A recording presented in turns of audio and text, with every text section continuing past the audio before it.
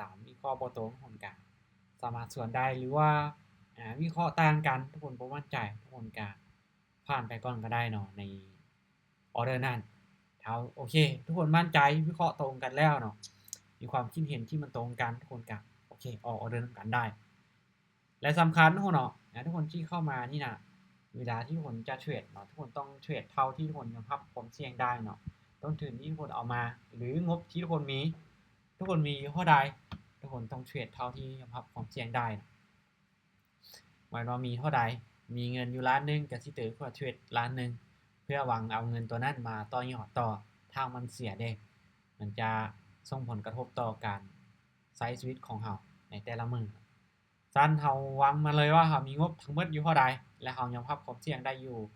เท่าใดด้วยต้นทุนที่เรามีเดี๋ยวเบิ่งคร่าวๆก่อนเนาะจุดนี้ตุ้ยจะเบิ่งว่าเป็นฐานแนวต้านถ้าเบิ่งจากตลาดโดยรวมเนาะถือว่าตอนนี้ก็ตลาดถือว่าเป็นเทรนด์ขาลงอยู่นะ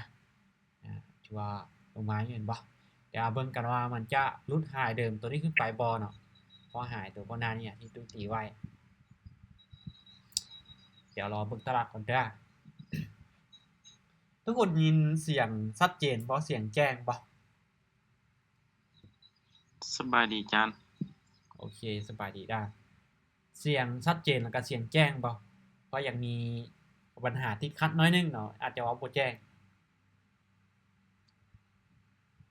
ก็เลยอยากเช็คก่อนเนาะว่าเสียง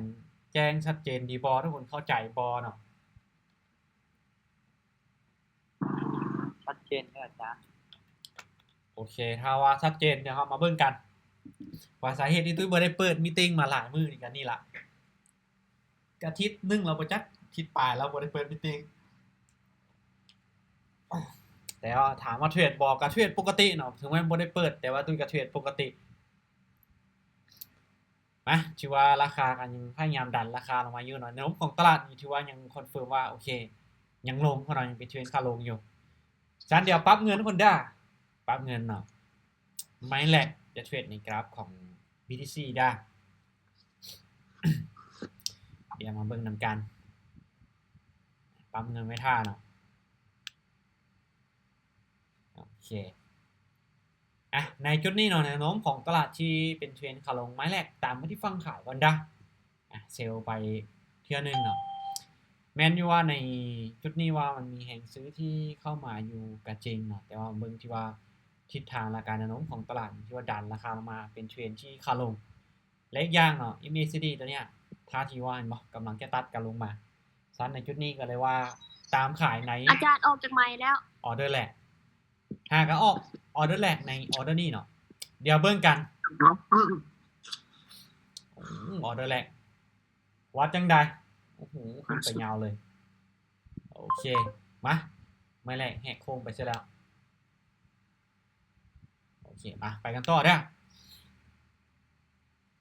เดี๋ยวมาเบิ่งมาลงในแท่งตัวนี้เนาะเอาปั๊มเงินเด้อถ้าโอเคทุกคนยังบ่มั่นใจหรือว่าจับจุดตลาดบ่ได้ทุกคนก็เดินเสมอไปก่อนก็ได้เนาะออเดอร์นี้ผ่านเด้อมีแฮงขายลงมาแต่ว่าแฮงซื้อดันขึ้นไปอยู่ก็เลยว่าผ่านไปก่อนเดี๋ยวเราเบิ่งก่อนในใจนี้อยากจะสบายดีจานคือบ่ยินเสียงจานสบายดีนะบ่ยินเสียงบ่มีแต่ค่อยผู้เดียวอ่ะยินเสียงอยู่ว่านี่ถ้าว่าบ่ยินเสียงนี้ลองออกล่ะเข้าไมค์เนาะมึงด้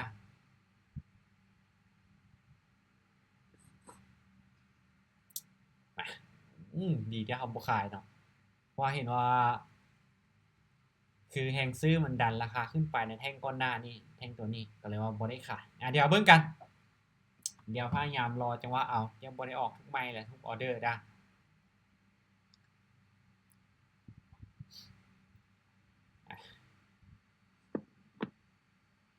ขึ้นไปต่อบ่รุดเส้นตัวนี้ขึ้นไปนี่โอเคเนาะรุดเส้นตัวนี้เทรลาตัวนี้ขึ้นไปแล้วออเดอร์นี้ตามไปที่ฝั่งซื้อด้โอเคซื้อได้บ่แห่งซื้อที่ดันราคาขึ้นไปราคารุดเส้นเทรลาตัวนี้ขึ้นไปก็เลยออเดอร์นี้ตามซื้อขึ้นไป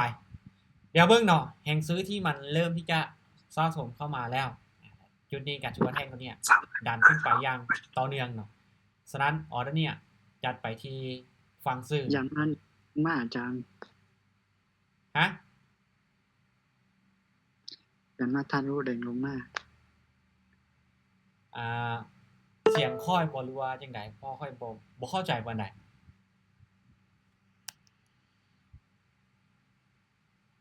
โอเค เดี๋ยวไปกันต่อเด้อโอ้ถือว่าดันขึ้นไปแบบ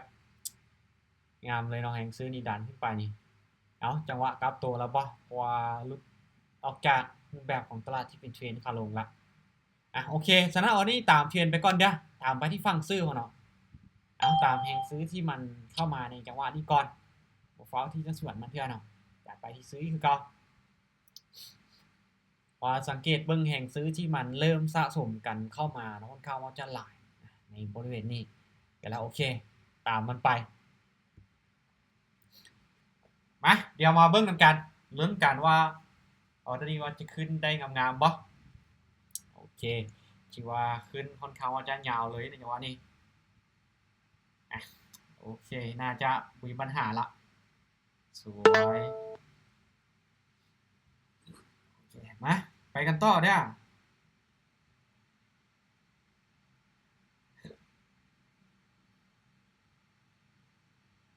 โอเคปั๊มเงินเด้อ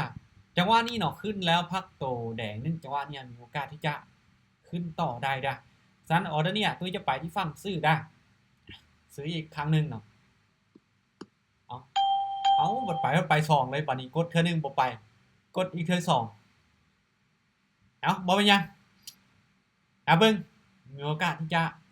ขึ้นได้อยู่ในจังหวะนี้เนาะจังหวะที่มันขึ้นชุดหลายเนี่ยมันก็จะพักตัว1จังหวะพอขึ้นนี่ก็ขึ้นหลายมาอีกจังหวะเนี่ยเอาเดี๋ยวเรามาลุ้นนำกันแฮงซื้อจะดันราคาขึ้นไปให้เฮาได้บ่ก็ยังจะดันขึ้นไปอยู่เทรนขาขึ้นแฮงซื้อหลายขนาดนี้แล้วโอเคสวยบัตรเรียบเลยแล้วอาจารย์กด2ออเดอร์น่ะ ที่จริงก็บ่ได้ตั้งใจแล้วกดไป1ไม่แล้วบ่ไปเด้อคิดว่ามันจะบ่ออกกดอีกพัดออก2ซ้ำเดี๋ยวไปกันต่อเด้อคือจุดนี้นี่50-50เด้อผ่านเด้อเป็นหยังคือว่า50-50เนาะถ้าโอเคแฮงซื้อมันดันขึ้นไปอย่างต่อเนื่องนี่เฮาตามมันไปอีกได้แต่มันขึ้นไประยะหนึ่งบ่แฮงขายมันดันราคาลงมาซันจุดนี้มีโอกาสที่มันจะพักตัวได้ก็เลยว่าผ่านไปก่อนเนาะ2จิต2ใจในจังหวะนี้ก็เลยว่าบ่ได้ออกออเดอร์ใครที่โอเควิเคราะห์ได้ก็ออกได้เนาะเอาออเดอร์ก็บ่เป็นหยัง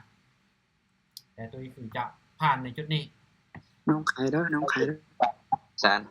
ขายลงแล้วโอเคไผขายนี่น่าจะยิ้มแล้วเนาะออเดอร์นี้โอเคงามๆกราฟก็ถือว่านิ่งพอนะจ๊ะช่วงจังหวะนี้คือเป็นกราฟที่ว่านิ่งดีบ่ค่อยสวิงอยู่ที่ว่าเราจะวิเคราะห์ถึกทิศทางหรือบ่ส่ำนั้นเอาเดี๋ยวเบิ่งได้ออเดอร์นี้โอเคแฮงซื้อเริ่มเบิดละเริ่มเข้ามาแทนที่แฮงขายเริ่มเข้าแทนที่แล้วออเดอร์นี้ขายเด้อถือว่า moving average นี่ซีลงมาชัดเจนเนาะเหลือแต่ที่ว่าจะตามลงมาก็คือทางด้านของ MACD เท่านั้นที่มันจะตัดกันลงมาแต่ moving average นี่ถือว่าลงมาละเอามาลุ้นมานำกันในออเดอร์นี้ว่าจะดันราคาลงมาได้บ่3แดงว่าจังได๋จังหวะนี้มันลิ้น3แดงเนาะออเดอร์นี้เดี๋ยวเบิ่งกันจะมาบ่ต้องมาแล้วล่ะโอเคสวย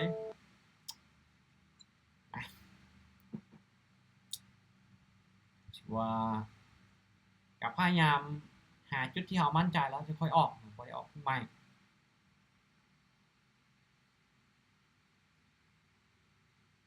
โอเคออเดอร์นี้ปั๊บเงินลงมาแล้วตุ้ยจะไป15เนาะปกติตุ้ยไป30ออเดอร์นี้ตามไปที่ฝั่งซื้อได้คือสาเหตุที่ว่าตัดสินใจที่ซื้อในออเดอร์เนี่ยเป็นหยังคือว่าซื้อเนาะมาเบิ่งที่ว่าในออเดอร์แรกที่ตุ้ยเข้าเนาะคือในจังหวะนี้ปึ๊บใครเข้ามาทันในออเดอร์แรกมันดิ้น3แดงจังหวะนี้แล้ว แท่งเขียวเนี่ยมันคิดว่าจะเป็นแท่งพักโตแต่มันขึ้นมาต่อได้ในแท่งตัวเนี้ย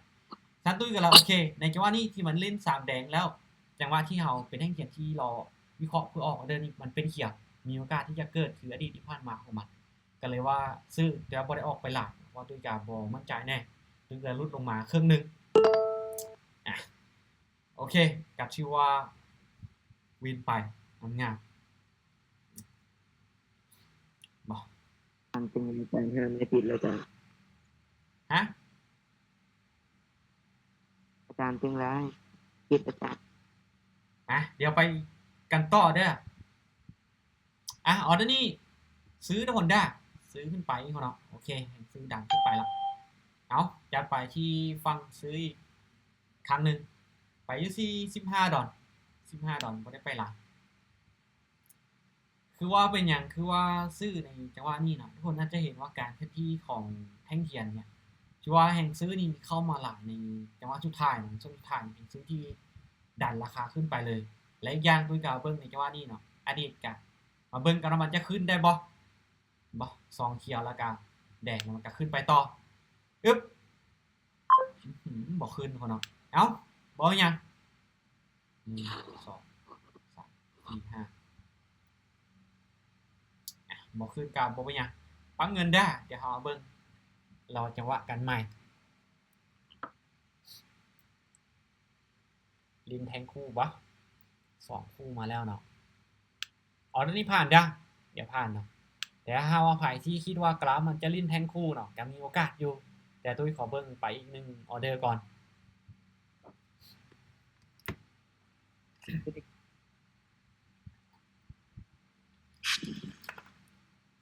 คือด้วยอาจารย์น้องคิดว่ามันจะเล่นคู่ โอเคไผซื้อนี่งามๆละข้อยก็คิดอยู่ว่า มีโอกาสแต่ว่าข้อยบ่ได้ไปแต่ว่านี้บ่ได้ไปนะครับเบิ่งกันว่ามันจะนิ่งได้บ่เพราะที่ผ่านมามันก็บ่ได้สวิงเนาะก็มีโอกาสที่จะนิ่งได้งามๆเลยล่ะโอเคไผที่ซื้อก็วินไปนะ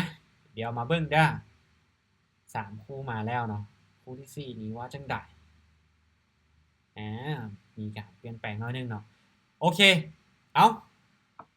ดันขึ้นไปแล้วซื้อที่โอเคมาออเดอร์นี้ซื้อทุกคนเด้อออเดอร์นี้ซื้อเด้อคือแฮงซื้อมันนี่น่ะชื่อว่าค่อนข้างจะ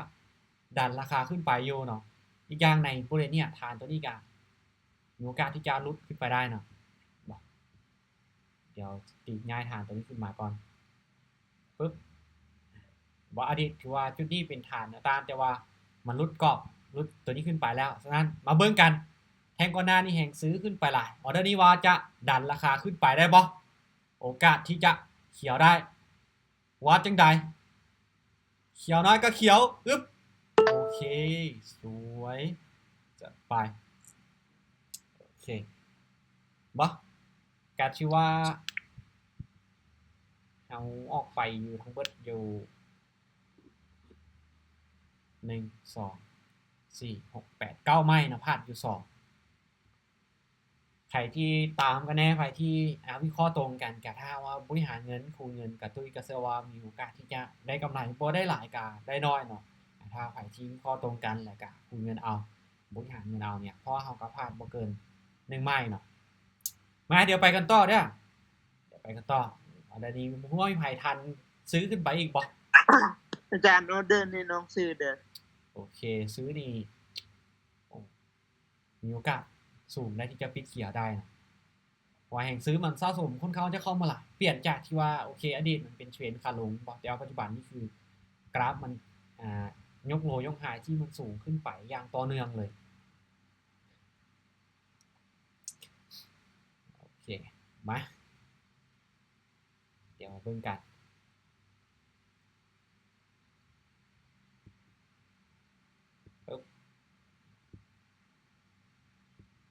ปั๊มเงินฮอนด้าออเดอร์นี้ซื้ออีกครั้งหนึ่งได้ออเดอร์นี้ซื้ออีกครั้งหนึ่งได้บอกกราฟกับชื่อว่ายังเป็นเทรนขาขึ้นเอาไผที่ตามมันมาได้ต้นนี่ตามซื้อนี่งามๆเลยล่ะก็ยังมีโอกาสที่จะขึ้นไปต่อได้ แล้วออเดอร์นี้ซื้อขึ้นไปอีกครั้งหนึ่งแต่ถ้าว่าโอเคออเดอร์นี้พักตัวกับ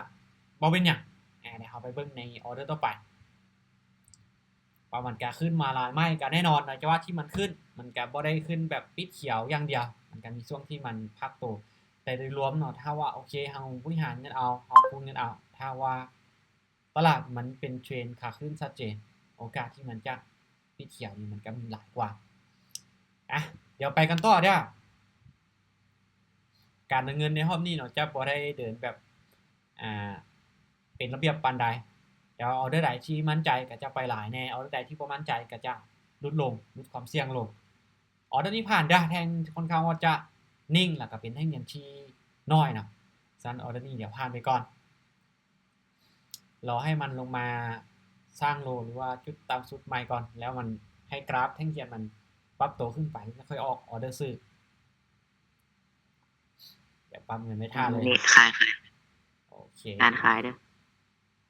น้องก็ขายจานไปนี่ เอามาลุ้นกันแต่ว่าแท่งตัวนี้เป็นแท่งน้อยแบบนี้นี่มาเบิ่งแต่น้อยกับนิ่งนี่กะโอ้ดันราคาช่วงท้ายแบบนี้โอเคนะเดี๋ยวเรามาไปกันต่อได้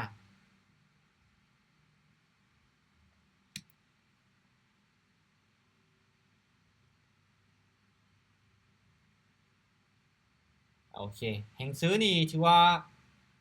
ดันราคาขึ้นไปอย่างต่อเนื่องเนาะดันราคาขึ้นไปอย่างต่อเนื่องฉะนั้นออเดอร์เนี่ยซื้ออีก1ครั้งได้ซื้อได้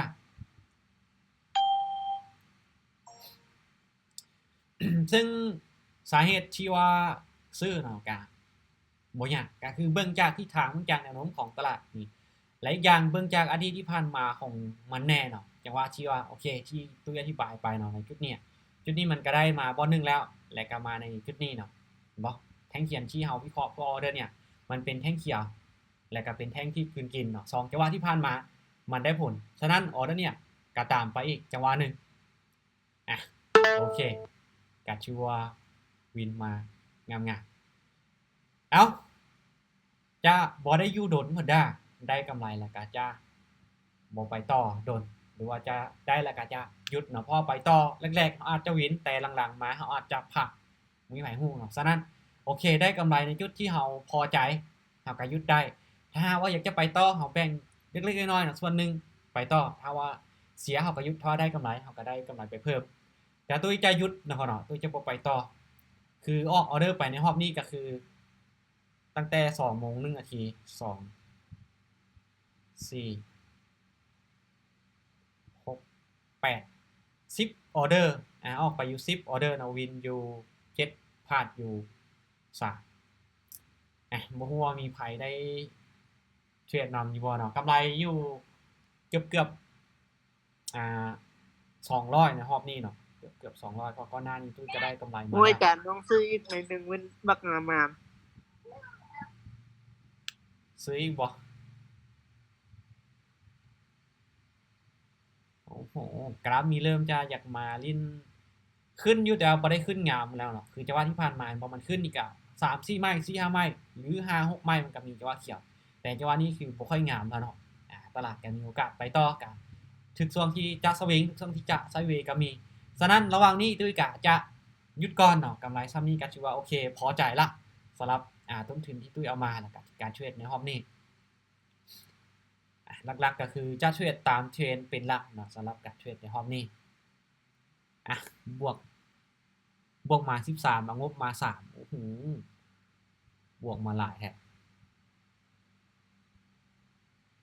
บวก42บวกช่วงเช้าลบ50แสดงว่าก็กลับมามีกำไรอยู่เอ้าเบิดแล้วบ่เน้นอยู่ในตลาดโดนเท่าเนาะเน้นกำไรแล้วก็คือจะหยุดอยู่โดนไปแรกๆกำไรท้ายๆมาขาดทุนบ่เอาได้ขอบใจเด้ออาจารย์ที่พาเก็บกำไรอาจารย์โอเคเนาะมา